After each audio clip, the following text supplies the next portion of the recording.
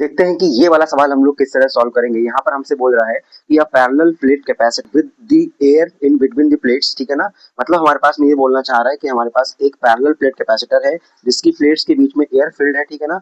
उस केस में उसका जो कैपेसिटेंस है वो कितना है, सी है। बात समझ आ रही है। दूसरा हमसे क्या बोल रहा है, now the space between the plates of the capacitor is filled with the dielectric of dielectric constant 7। मतलब हमने क्या करा, इसी इन्हीं प्लेट के बीच में हमने क्या करा, एक डाई इलेक्ट्रिक कांस्टेंट वाले मीडियम को लाके फिल कर दिया, जिसकी वैल्यू हमारे पास कितनी है, 7 है। कितनी है भाई, 7 है। और डाई इलेक्ट्रिक कांस्टेंट का सिंबल होता है के, तो इसलिए हमारे पास वैल्यू आ गई के बराबर 7। ठीक है। तो अब आपसे बोल रहा है then the value of capacitance will become, मतलब जब हमने इसके बीच में डाई इलेक्ट्रिक कांस्टेंट का रखा तो उस केस में सी कितना हो गया है, कैपेसिटेंस कितना हो गया, वो आपको निकालना है। तो कैसे करेंगे, देखो मैं बोल दे रहा हूँ कि हमारे पास जो पहले कंडीशन थी वो हमारे पास हमने बोल दिया उसका कैपेसिटेंस C1 था जो कि C के बराबर है। बात समझ आ रही है।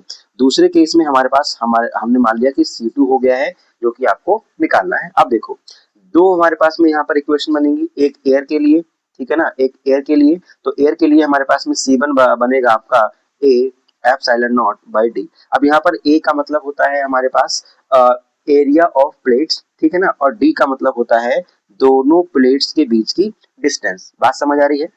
अब जरा बताओ C1 की वैल्यू हमारे पास C है ना, तो वो आ गया है C बराबर A epsilon naught by D. Equation आपकी पहली बन गई।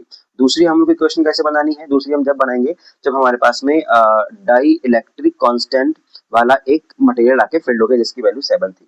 तो इस केस में हमने बोला हुआ है C2 बोला हुआ है कैपेसिटेंस के लिए, इसका फॉर्मूला हो जाता है K A epsilon naught by D.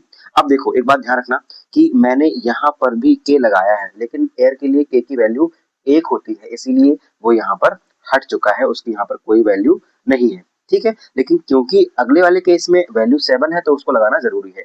अब बताओ हमारे पास में के कितना था, के है 7, तो 7 A epsilon naught by D equation 2 बन गई। अब तुमको कुछ नहीं करना, केवल इक्वेशन 1 को इक्वेशन 2 से डिवाइड कर दो। तो सी ठीक है ना, डिवाइड बाय C2 बराबर आपका हो जाएगा A epsilon naught by D, और उसके डिवाइड में आ जाएगा आपका 7A epsilon naught by D. अब जरा इसको देखना, C बाय C2 बराबर, ये हम कैसे करेंगे, A epsilon naught by D, इसको जब हम उल्टा करेंगे तो हो जाएगा D divide by 7A epsilon naught. अब D से D आपका कट जाएगा, A एप्सिलॉन नॉट से A एप्सिलॉन नॉट कट गया आपका, तो आपका कितना बचा, आपका बच रहा है C डिवाइड बाय C2 बराबर 1/7। अब जरा इसकी अगर आप क्रॉस मल्टीप्लाई करेंगे तो आपका ये बन जाएगा 7C बराबर C2, यानी कि C2 बराबर 7C।